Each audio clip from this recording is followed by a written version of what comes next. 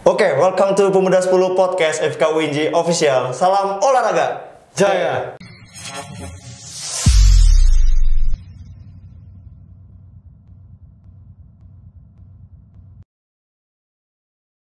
Oke, kali ini kita kedatangan dosen, wah pokoknya rupawan dan idaman FK lah. Ada Pak Ilham. Bohong banget, dia lebay banget. Oke, gimana kabarnya nih Pak? Alhamdulillah sehat. Alhamdulillah sehat ya. Iya, sehingga masih bisa ya datang ke podcast yang luar biasa ini. Gitu. Nah, sejauh ini gimana Pak? Proses perkuliahan kan baru selesai nih. Iya. Nah, kayak gimana tuh? Ya terus terang buat dosen sekarang ini ya boleh dibilang hampir sebagian besar waktu itu ya nggak cuma ngurusin mahasiswa doang. Kalau sekarang kita ada riset, kita ada kegiatan-kegiatan yang lainnya. Jadi ya selesai ini tetap ada kegiatan-kegiatan yang lainnya. Gitu. Contohnya ya penelitian 2021, nah kita udah mau mulai juga. Insya Allah kan kemungkinan Maret April kita udah harus ngajuin proposal. Ya terus persiapan pengabdian masyarakat juga. Terus ya kalau informasi dari universitas sendiri, ya saat ini kita tengah akreditasi perguruan tinggi ya, kayak gitu, tengah berjalan. Ya mudah-mudahan universitas kita dapat akreditasi yang terbaik, ya masuk kategori unggul. Kalau dulu akreditasi ABC, kalau sekarang unggul, baik dan lain sebagainya gitu. Jadi nggak pakai ABC. Nah kalau masuk unggul itu ya feedback positif gitu buat kita semua, buat teman-teman mahasiswa, buat teman-teman dosen, ya tentunya punya feedback positif gitu. Ya mudah-mudahan seperti itu. Lalu beberapa waktu yang lalu juga kita ada audit internal, ya audit internal fakultas, ya diaudit oleh teman-teman auditor dosen sendiri ya di lingkup universitas. Ya, nah kita juga tengah merapihkan ya berbagai macam administratif gitu. Ya tentunya yang menjadi PR gitu buat FK UNJ ini adalah kita punya cukup banyak prestasi, ya, namun belum terdokumentasi dengan baik gitu. Padahal itu jadi satu bobot poin terbesar ketika kita memunculkan rekognisi mahasiswa, rekognisi dosen. Artinya rekognisi itu bicara sejauh apa kebermanfaatan dosen-dosen kita, sejauh apa kebermanfaatan mahasiswa kita terhadap lingkungan dan negara. Nah, kita tahu kan ya fakultas kita sumbangsinya cukup besar gitu terhadap olahraga nasional. Salah satu barometer olahraga di Indonesia. Salah satu kenapa saya cukup bangga gitu menjadi alma mater di FK UNJ. Nah, itu harus terdokumentasi dengan baik. Ya, mudah-mudahan kesananya kita semakin memperbaiki segala macam kinerja, layanan terhadap mahasiswa, layanan terhadap dosen dan lain sebagainya. Ya itu aja sih. Luar biasa sekali ya jawaban yang mengenai tadi akreditasi dijelaskan. Terus tadi sempat dengar juga alma mater FK UNJ. Berarti kuliah S1 di sini juga dong, Pak? Alhamdulillah ya, S1 S2 saya alumni dari UNJ. Ya, S1 saya di pendidikan kepelatihan. Ya, kemudian S2 saya di pendidikan olahraga di POR Pascasarjana UNJ. Ya alhamdulillah. Jadi UNJ murni. Kayaknya jangan-jangan darahnya UNJ nih Pak. Benar nih Pak. Berarti waktu itu udah sempat emang pengen kuliah di olahraga Pak ya? Kalau bicara dulu, jujur saya kudet ya terus terang tentang universitas gitu. Saya kurang terlalu tahu.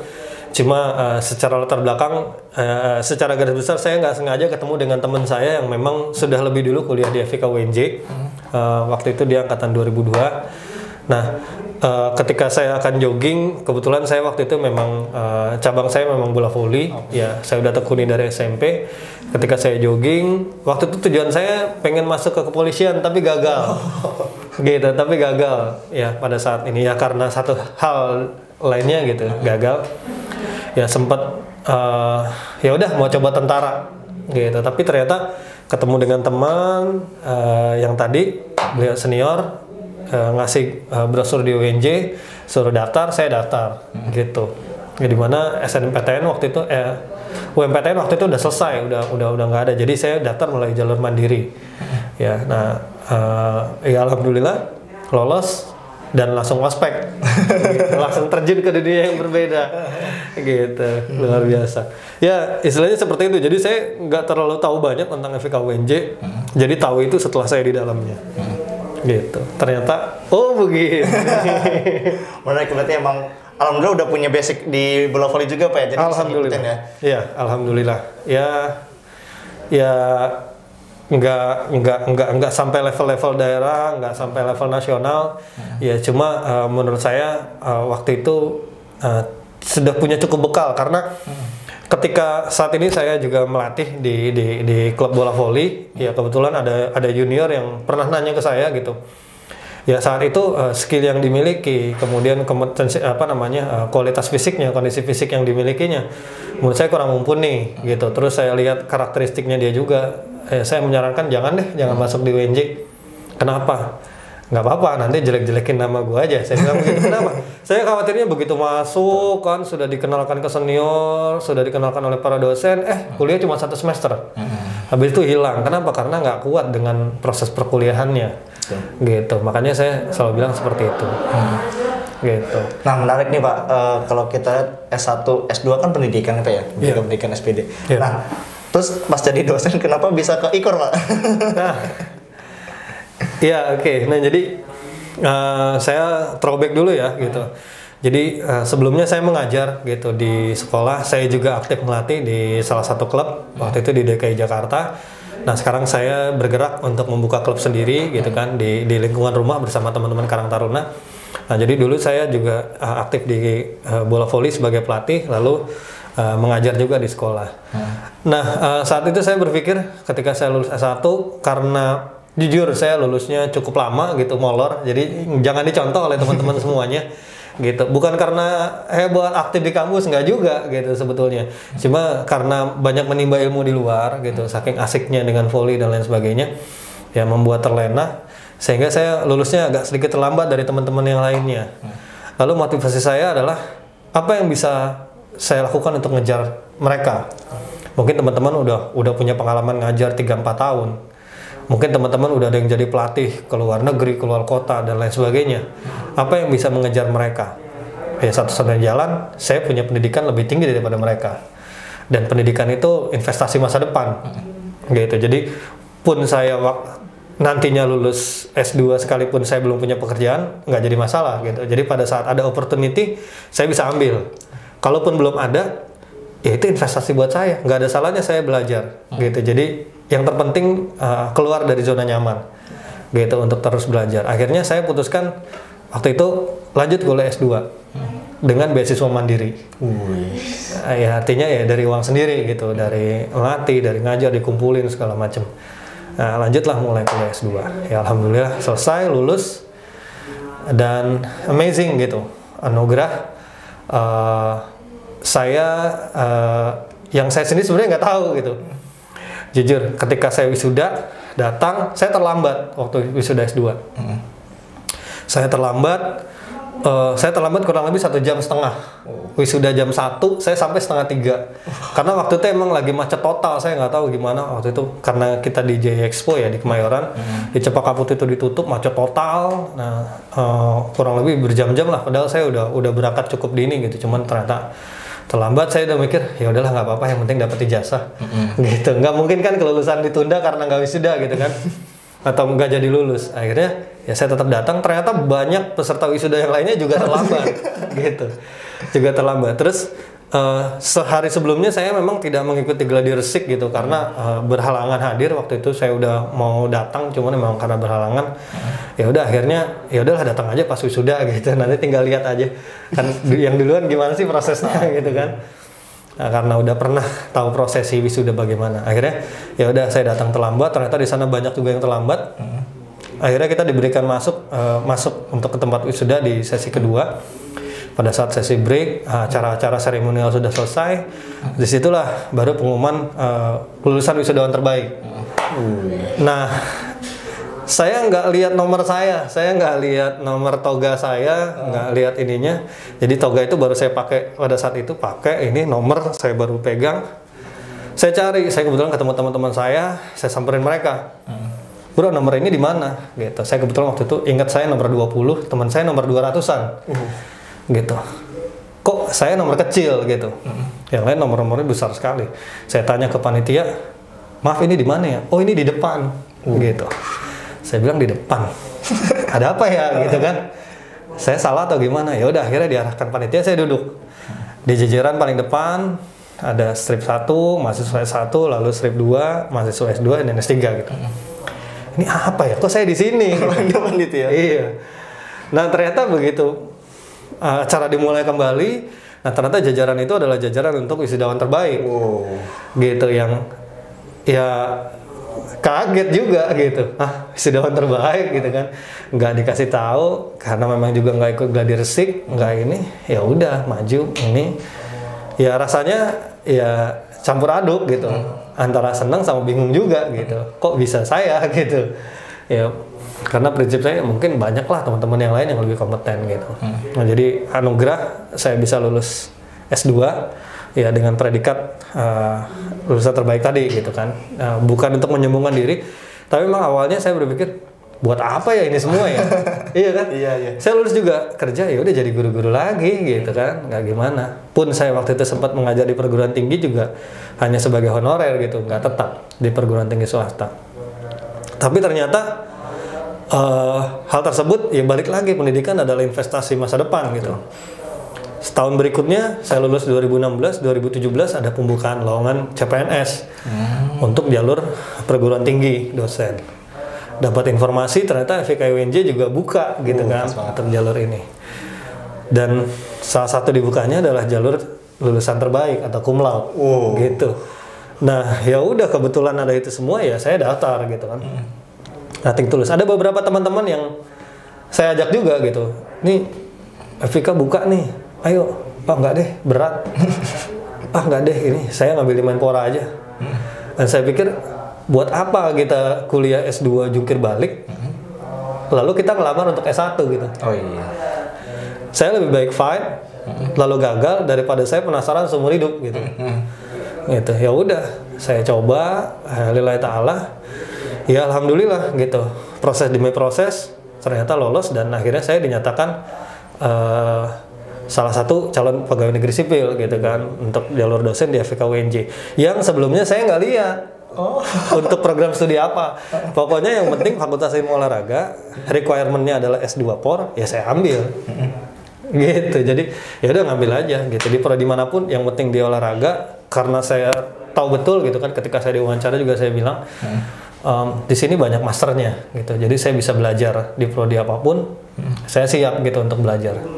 Gitu. Saya siap keluar dari zona nyaman karena memang selama ini kehidupan saya terus memang nggak ada di zona nyaman gitu. Jadi ya udah siap keluar dari zona nyaman. Ya alhamdulillahnya ya lolos gitu. Sampai dari ya ada di posisi sekarang ini. Gitu.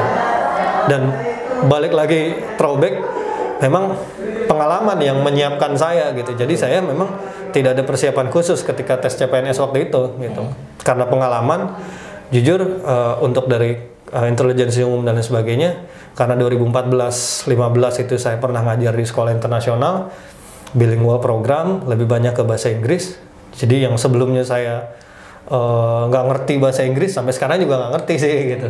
Cuma paling tidak cukup banyak belajar conversation segala macam, ngerti sedikit-sedikit gitu grammar. Nah di tes itu ternyata ada tes bahasa Inggrisnya juga gitu. Nah lalu setelah 2015 akhir saya resign dari situ karena harus menyelesaikan S2 saya. Waktu itu saya sambi antara S2 sama ngajar di situ, yang ternyata nggak bisa untuk disambi gitu, harus fokus. Ya udah akhirnya saya resign dan dapat ngajar di SMK negeri.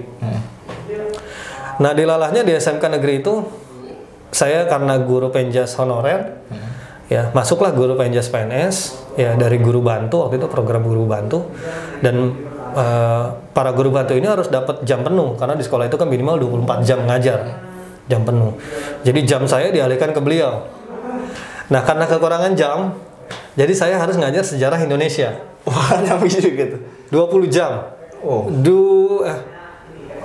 Waktu itu ada sekitar 8 kelas kali 2 16 jam ya? 16 jam saya ngajar sejarah Indonesia. Kelas 12 yang mereka akan ujian sekolah. diajar oleh guru olahraga. Nyentang banget itu ya ternyata. Nah itu yang ya kalau saya ingat itu gitu ya luar biasa. Jadi setahun pertama saya ngajar 2015-2016 itu semester pertama saya ngajar sejarah Indonesia ini ya ajang saya belajar bareng-bareng sama murid gitu. Jadi saya banyak proses diskusi agar mereka paparan, ketika mereka paparan saya belajar dari paparan mereka gitu. Nah jadi seperti itu. Jadi saya waktu itu belum berani mengisi materi karena memang saya belum tahu ininya. Jadi ya saya diskusi, jigsaw, bagi materi, mereka paparan, saya belajar dari mereka, saya belajar dari mereka, saya ini dan seterusnya. Nah dalam proses CPNS ternyata ada tes wawasan kebangsaan. Oh iya. Nah tes wawasan kebangsaan ini materinya 100% yang saya ajar di kelas 12 sejarah Indonesia. Itu keluar semua. Dan itu keluar semua. Jadi dari 33 soal kalau nggak salah saya cuma salah satu gitu. Jadi saya nge-boom dari situ. Gitu. Karena kan setelah itu harus diambil 3 besar kalau nggak salah di seleksi kompetensi bidang. Nah saya nge-boom di situ sehingga dapat peringkat kedua waktu itu untuk misal lolos. Karena diambil 3 kan. Nah, saya nge-boom dari situ. Jadi yang saya pelajarin itu hanya tes kepribadian aja, gitu kan, tentang bagaimana kepemimpinan, kejujuran dan lain sebagainya. Saya pelajarin itu sekilas, ya 1 jam sebelum akan tes, gitu. Nah, jadi saya cari-cari di internet tentang itu. Udah yang lainnya saya lillahi ta'ala. Gitu. Ternyata ya alhamdulillah dapat hasil yang maksimal. Jadi pengalaman yang mempersiapkan saya untuk itu, gitu. Seandainya saya menolak ngajar sejarah Indonesia waktu itu, mungkin ya saya nggak akan seperti sekarang gitu. Seandainya saya menolak tawaran untuk ngajar di sekolah internasional, jujur waktu itu juga sangat nggak percaya diri. Ini mungkin buat teman-teman di teman-teman mahasiswa semua yang ada jurusan pendidikannya. Jadi jangan dulu down ketika dapat tawaran di sekolah internasional ngajar harus pakai bahasa Inggris. Jangan dulu down gitu, karena yang mereka lihat pertama adalah attitude. Gitu, etika ketika mengajar, etika ketika bertemu dengan pimpinan dan HRD mereka ketika proses interview. Nah itu yang menjadi inian buat mereka gitu. Kalau etika kita baik, cara penyampaian kita baik, pun kita tidak terlalu mahir bahasa Inggris, mereka akan mempertimbangkan kita dan mereka akan bersedia untuk mengenrich kita lagi gitu kan, untuk bisa bahasa Inggris. Jadi nggak usah khawatir, coba aja dulu gitu, karena keberhasilan nggak ada yang tahu, gitu kan? Gitu, ternyata kita sampai di sana. Luar biasa sekali. Jadi emang kayak udah jalan Allah, dan itu pengalaman yang akan mencoba masa depan itu ya. Kalau kita udah punya kompetensi, kita udah pernah tahu, dan ke depan kita dihadapkan dengan kesempatan ya, karena kita sudah mempersiapkan itu bisa terjadi. Bahkan peringkat 2 ya, Pak. Ya itulah gitu yang diinin. Iya, karena pengalaman. Luar biasa ya. Tadi kita sudah lihat sedikit flashback bisa jadi dosen di FIK. Nah, sekarang menarik nih Pak, pengen nanya tentang volley kan. Dari SMP ya bahkan volley. Itu udah lama banget nih pengalaman di volley gitu. Nah, mungkin banyak orang beranggapan bahwa kok olahraga volley itu kira-kira menariknya di mana sih kayak gitu. Iya, jadi kalau kita balik ya ke dari sisi nature of volleyballnya sendiri gitu kan. Jadi karakteristik dasar permainan bola volley. Jadi bola volley itu salah satu permainan yang harus betul-betul memanfaatkan kerjasama tim. Kenapa? Mohon maaf gitu, maksudnya secara pemikiran sederhananya, ketika kita bermain sepak bola atau bermain bola basket misalkan, kita bertanding secara tim, namun kalau ada satu orang yang bagus, ya dia dribble sendiri sampai ke depan, dia bikin poin, dia steal bola, dribble sendiri sampai bikin poin, dan itu bisa dilakukan. Main bola juga sama, dribble dari belakang, golin, dan itu bisa menang gitu dari situ. Tapi permainan bola volley nggak bisa ketika dia dapat bola, diambil lagi bola kedua. Dia harus butuh orang lain, gitu. Nah itulah kenapa bola volley itu olahraga tim banget, dan akan sangat pincang kalau memang ada salah satu anggota tim yang punya skill yang kurang mumpuni gitu. Karena kan kita dibatasi oleh jaring, jadi skill atau teknik dasar itu sangat berpengaruh gitu. Bukan berarti di cabang lain enggak berpengaruh, tentunya sangat berpengaruh, tapi sangat terlihat karena volley itu mainnya momentum gitu. Jadi volleyball is a rebound game gitu. Jadi mengandalkan pantulan, karena kita nggak bisa tangkap bola bawa-bawa lempar, kan nggak bisa gitu. Maksudnya kita tangkap, kita kontrol dulu mau kasih kemana nih, kan nggak bisa. Jadi kita memprepare diri kita untuk kemana bola jatuh, lalu mempersiapkan tubuh kita untuk nadangin bola itu diarahkan mau kemana gitu. Lalu ketika kita dapat bola, kita mau pas kemana nih, dalam 1 sepersekian detik di udara, kita harus mikir jatuhin kemana, arahin kemana, dan lain sebagainya. Gitu. Jadi yang membuat permainan bola voli kalau menurut saya menjadi atraktif, yang pertama itu gitu. Jadi tim banget gitu, karena kita butuh orang lain untuk bisa melakukan serangan lebih sempurna. Sendiri bisa aja, tapi cuma bisa sekali kan mainnya. Oh iya. Bola dilewatin. Tentunya kan nggak bisa sempurna. Tapi kalau kita mau dapat serangan yang sempurna, kita mau menang, ya kita butuh orang lain. Gitu. Itu yang pertama. Kemudian yang kedua, ya volley atraktif lah. Gitu. Buat saya volley atraktif kenapa? Karena ada bouncingnya, kita harus lompat. Kita harus ini, walaupun memang tidak body contact gitu, tapi ada sisi atraktifnya ketika melakukan spike. Itu sih yang membuat saya tertarik gitu kan, ketika spike ini. Jujur mungkin sebagai orang juga tertarik di bola voli karena ngelihat nyemesnya tadi gitu kan. Wah, nyemesnya kenceng nih, senang gitu, seru gitu. Nah itu yang membuat saya tertarik dari situ. Ya jadi ya cukup kompleks, tapi kalau sudah bisa kita akan enjoy banget gitu untuk ininya. Nah jadi ya itulah gitu kenapa bola voli itu menjadi menarik gitu menurut saya. Nah sama seru juga ya kalau voli itu kan dia kalau apalagi smash ya, kalau dia udah dari libero ya biasanya, terus di smash tuh kan pada kenceng-kenceng tuh ya, berarti ternyata voli juga seru banget loh kalau ditonton, apalagi di pertandingan-pertandingan yang profesional kayak gitu. Nah ada yang mau tanya nih Pak Ilham mengenai voli sendiri, sebenarnya karakteristik komponen biomotorik yang ada di voli itu apa aja sih? Ya, oke. Nah, secara keseluruhan di bola voli ini membutuhkan sebagian besar komponen biomotorik yang harus dilatih secara artinya tidak menonjol pada satu komponen biomotorik saja, di daya tahan kah, atau di kekuatan kah, atau di kecepatan kah. Nah, tapi butuh hampir keseluruhan komponen biomotorik ini butuh untuk dilatih. Yang pertama butuh endurance. Kenapa? Ya karena main bola voli itu dilakukan dengan durasi waktu yang cukup panjang.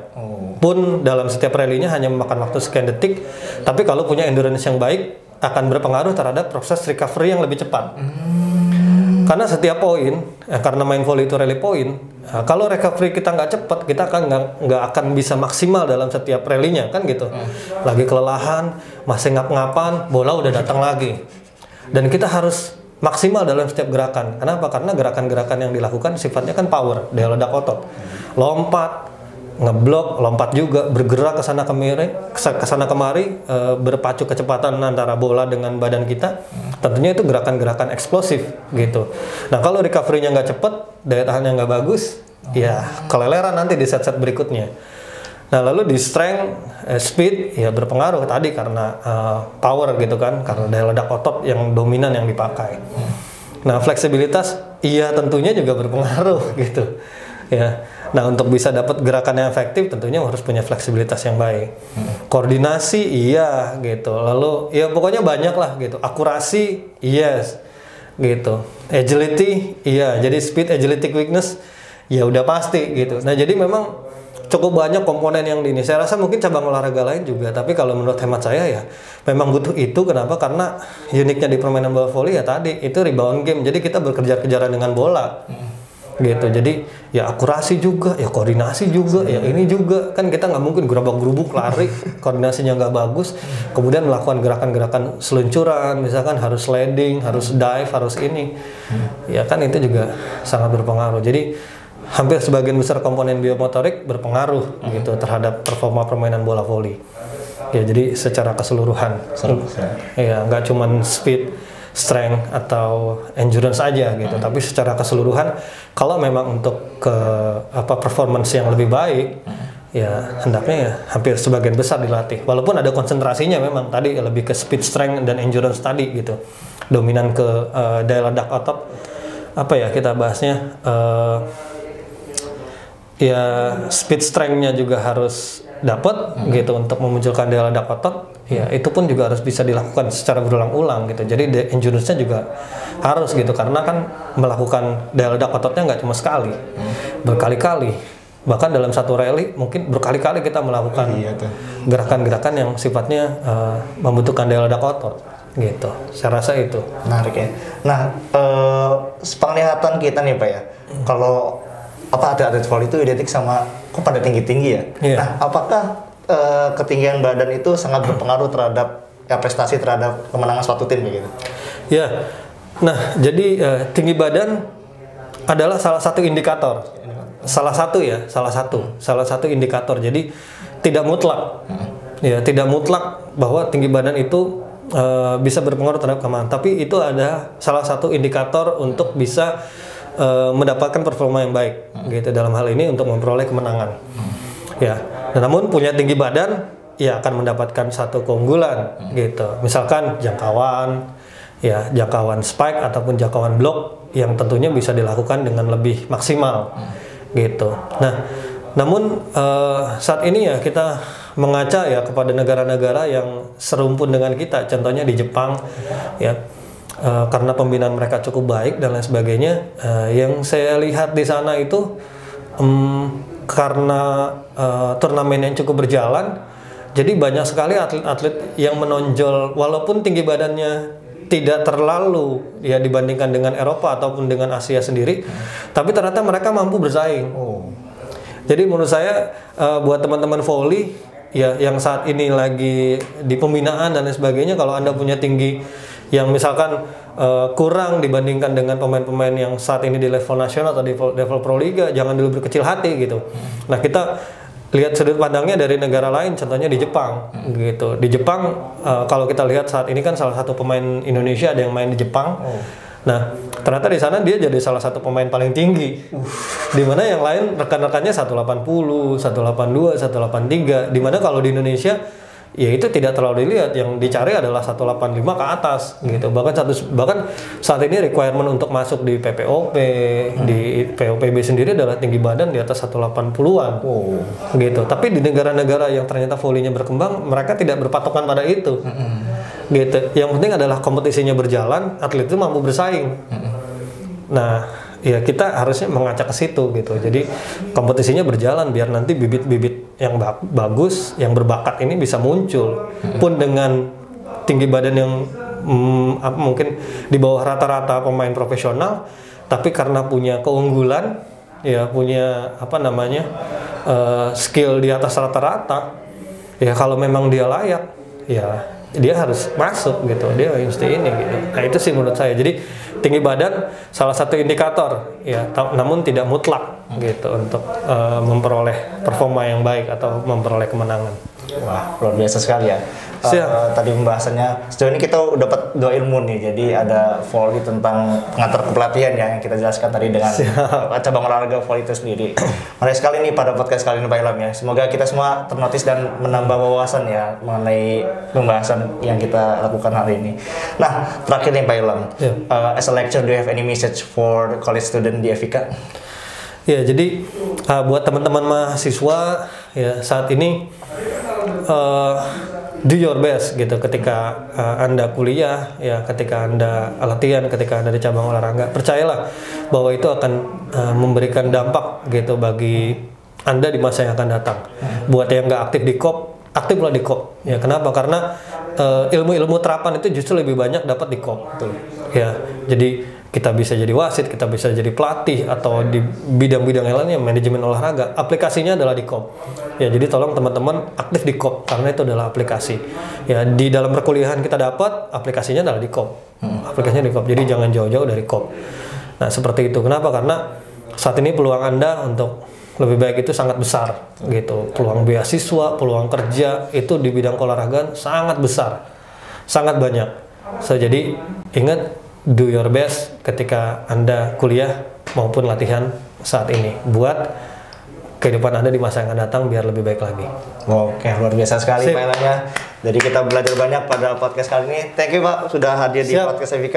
Oke, nanti kita akan ketemu lagi di podcast selanjutnya. Oke, terima kasih para viewers. Salam olahraga. Jaya.